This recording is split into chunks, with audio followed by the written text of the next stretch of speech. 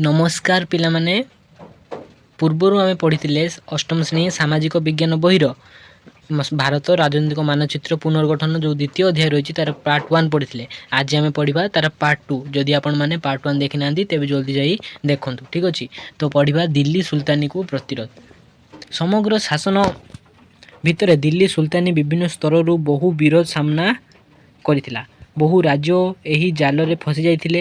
यह किंतु पूर्वांचल गंग राज्य जोड़ा गंग राज्य कोटा ना ओडिशा ताकू जय करिवारे विफल होइथिले। से सब राज्य जय करथिले किंतु ओडिशा को जय करि पारु नथिले। त्रयोदश शताब्दी रे मध्य भागर नरसिंहदेव प्रथम निज सामरिक शक्ति और सांस्कृतिक विचक्षण रे निज साम्राज्य को समृद्ध करि पारथिले। विभिन्न प्रकार आकस्मिक आक्रमण को प्रतिहत करने सह से बंगाल रे दिल्ली सुल्तान को गवर्नर को परास्त करथिले। से कौन ना दिल्ली सुल्तान को गवर्नर को से परास्त करथिले किए ना नरसिंहदेव। नरसिंहदेव आम ओडिशा रे कोणार्क मंदिर प्रतिष्ठा करथिले। ठीक अछि। तबे आमे शॉर्ट रे पढ़िबा बहुत लंबा बड़ विषय अछि सेतमे आमे को शॉर्ट रे जोटा मेन पॉइंट मु सेटा केवल कहबी हैला। तापर देखिबा तापर अछि आमे आगरु कहिछु अलाउद्दीन दक्षिण को युद्ध विजन रे एकमात्र लक्ष्य थिला। अलाउद्दीन को दक्षिण को आसबार लक्ष्य कौन थिला ना एकमात्र लक्ष्य थिला युद्धाभियान। मूल्यवान धन दौलत लुंठन करने से समय रे क्षण रे हयशाला राजवंश राजनीति करथिला। मुख्यतः राजवंश राजनीति करथिला मुख्यतः आजिर कर्णाटक जोटा कि आज कर्णाटक अच्छे से हयशाला थिला। दिल्ली सुल्तानी बहु आक्रमण प्रतिहत करि पारिथिबा एहा एकमात्र स्वाधीन राज्य भाव दक्षिण उत्तर दृष्टि रही पारिथिला। परे परे चतुर्दश शताब्दी मध्यभाग बेलू सुल्तान मानकर क्रमागत आक्रमण और अभ्यंतरीण कहल हयशाला राज्य को दुर्बल करदेला एवं या परे दक्षिण रे विजयनगर राज्य सह मिस जाइथिला। तापर कौन रही ना दिल्ली सुल्तानी मध्य बहु स्वाधीनता आंचलिक सुल्तान मानक विद्रोह को सामना करथिला। चतुर्दश शताब्दी रे मध्यभाग बेलू दक्षिण भारत में बाहामनी सुल्तानी किछि समय पाई बहु अंचल निज नियंत्रण को आनी पारिथिले।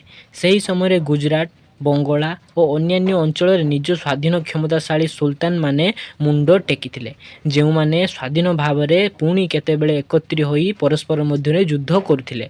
राजस्थान अनेक अंश दिल्ली सुल्तानी कबल मुक्त थिला।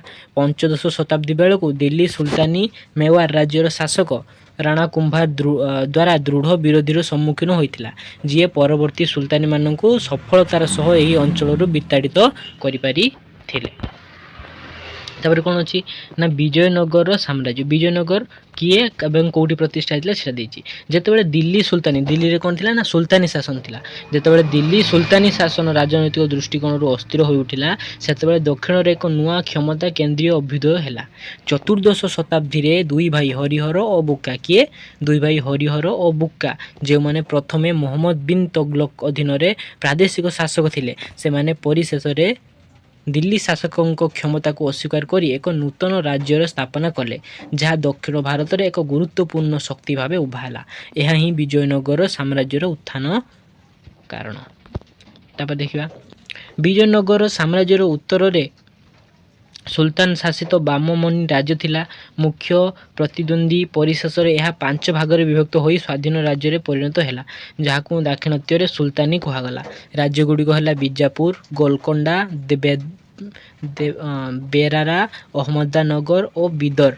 प्रत्येक राज्य जड़े पूर्ववर्ती प्रादेशिक शासकों तरफदार द्वारा शासित होता जो माने निजको स्वायत्त बा ऑटोनॉमी घोषणा करथिले। विजयनगर शासक गण बीजापुर और गोलकोंडा सह युद्ध करने सहित पूर्व भारत ओडिशार गजपति राजा मानक सह मध्य युद्ध करथिले। गजपति रे तुमे पति शब्दटी को लक्ष्य कर कि पति अर्थ मुनिब पतिर अर्थ कौन मुनिब बा प्रभु जहाँ बहु राजवंश द्वारा से समय व्यवहृत हो आसाला ता क्षमता और प्रतिष्ठा को सूचित करे। विजयनगर राजा मानक नरपति कह जाउथिला। विजयनगर राजा मानक कौन कह जाउथिला ना नरपति कह जाउथिला। बाहामनी राज्यर सुल्तानी शासकों को अश्वपति एवं मराठा शासकों को छत्रपति कह जाउथिला। प्रत्येक उपाधि राजत्व क्षमतार विभिन्न दिग को सूचित करुथिला।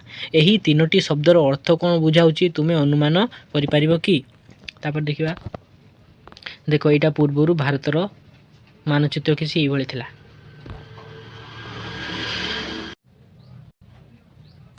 कृष्णदेवराय ଷୋଡ଼ଶ ଶତାବ୍ଦୀରେ ବିଖ୍ୟାତ ଶାସକ କୃଷ୍ଣଦେବ ରାୟଙ୍କ ସମୟରେ ବିଜୟନଗର ରାଜ୍ୟ ବିକାଶର ଶୀର୍ଷରେ ପହଞ୍ଚିଥିଲା, ଯିଏ ଦକ୍ଷିଣାତ୍ୟରେ ନିଜ ସୁରକ୍ଷିତ ସାମ୍ରାଜ୍ୟର ପ୍ରଭୁତ୍ୱ ବିସ୍ତାର କରିଥିଲେ।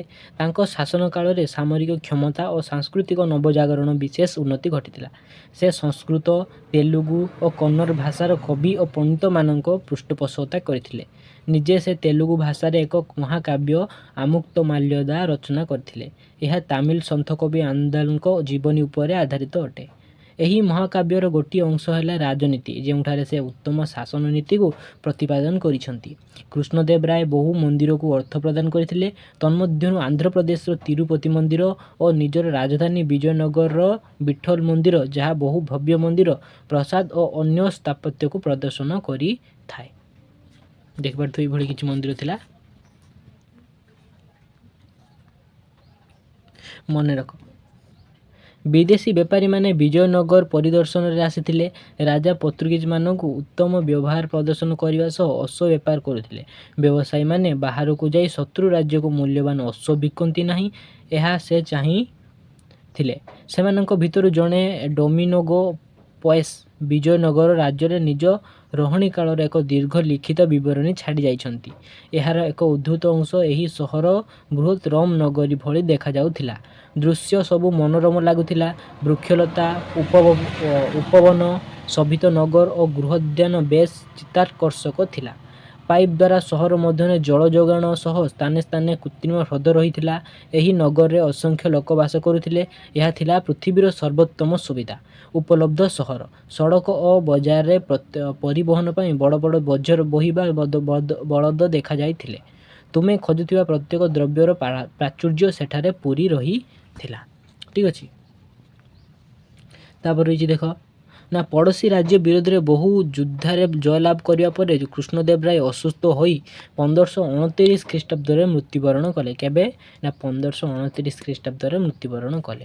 1565ରେ ଦକ୍ଷିଣାତ୍ୟର ସୁଲତାନମାନେ ଏକତ୍ରିତ ହୋଇ ବିଜୟନଗର ରାଜାଙ୍କ ଜାମାତା ରାମାରାୟଙ୍କୁ ତାଲିକଟ ଯୁଦ୍ଧରେ ପରାସ୍ତ କଲେ।